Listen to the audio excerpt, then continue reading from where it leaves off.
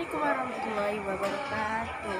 Yang terhormat Abi Hanif dan Umida selaku pengasuh pesantren Subkan Laroy Banifida dan juga bapak pengurus yang ada di pondok ini, terutama Bariki selaku menteri peta imajinasi kita, dan juga tidak lupa dengan kedua orang tua saya sendiri yang selalu mendukung saya atas kreativitas saya, dan jika tidak ada beliau berdua, saya tidak akan berada di sini.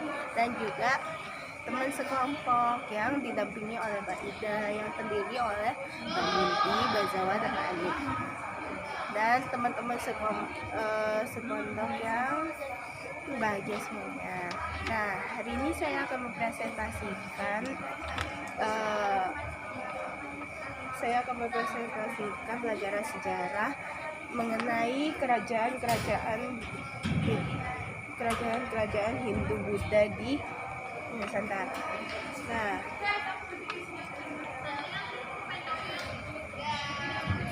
kerajaan Hindu Buddha di Nusantara ini terdiri dari 11. Nah, yang pertama ada Kutai, Tarumanegara, Sriwijaya, Kalingga, Mataram, dan Kediri, Singasari, Bali,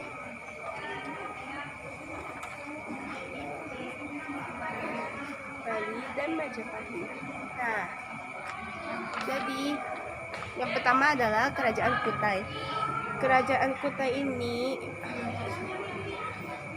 raja pertamanya adalah Mulawarman.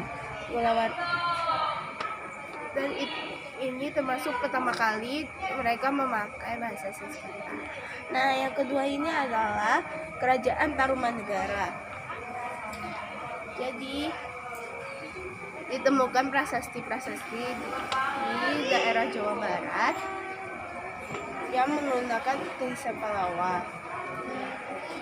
Sedangkan di kitab Cina, berita Cina ini, kerajaan tersebut dipanggil Tolomo. Nah, kerajaan ketiga adalah Kerajaan Sriwijaya. Nah, Kerajaan Sriwijaya ini dalam berita Cina ada memakai nama Shalifoshi. Raja yang pertama adalah Dharmasetu, dan kemudian dilanjutkan oleh anaknya yaitu Balaputradewa. Nah, yang ketiga adalah yang keempat adalah Mataram. Mataram kuno ini adalah Mataram yang berada di Jawa Tengah. Situs peninggalan yang paling terkenal dalam Nindi.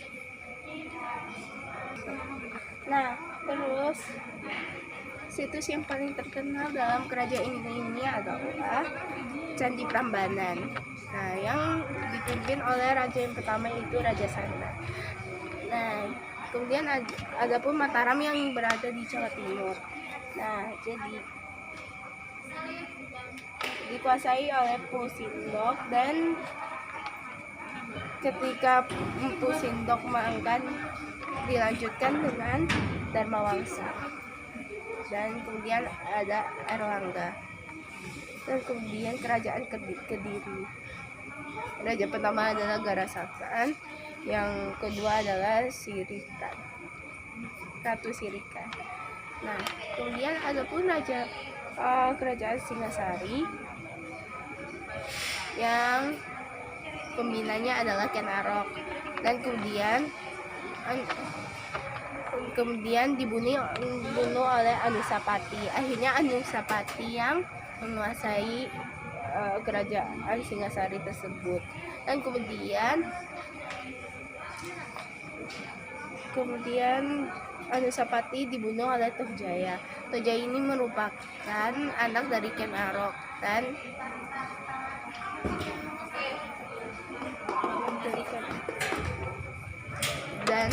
dia memilih balas dendam untuk ayahnya sendiri. Kemudian ada pun kerajaan Bali yang raja pertamanya adalah Warmadewa. Yang kedua adalah yang pertama adalah Raja Kesari Warmadewa. Yang kedua adalah Ratu Sri Ugrasena. Yang ketiga ada, dan selanjutnya abis Sri Ugrasena tersebut ini memakai gelar Warmadewa. Nah, lanjut dengan Ratu Ajyabanendra Warmadewa, dan yang ini ada pun Raja Tabanendra. Nah, kemudian peninggalan kerajaan-kerajaan yang tersebut itu ada apa saja. Nah, yang pertama adalah bahasa tulisan. Nah, kebanyakan kata-kata bahasa Indonesia ini merupakan bahasa Bali Sanskerta. Jadi ini merupakan peninggalan dari kerajaan-kerajaan Hindu-Buddha dan tulisan. Contohnya adalah aksara Jawa, dan aksara Bali. Dan kemudian peninggalan seni bangunan. Nah, seni bangunan ini dibagi jadi dua, yaitu dibagi jadi 4 kelompok, yaitu candi yang di Jawa Tengah bagian utara, dan bagian yang kedua itu Jawa Tengah bagian selatan, dan kemudian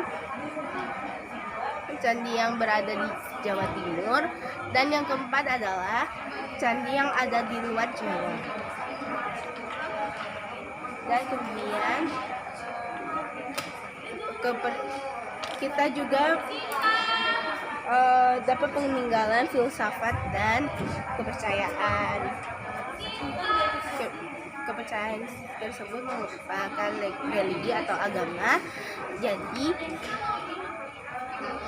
kepercayaan yang ditinggalkan adalah Hindu-Buddha. Nah, yaitu yang kemudian adalah sistem pemerintah. Nah, sistem pemerintah ini adalah merupakan sistem kerajaan-kerajaan. Dan kemudian penanggalan.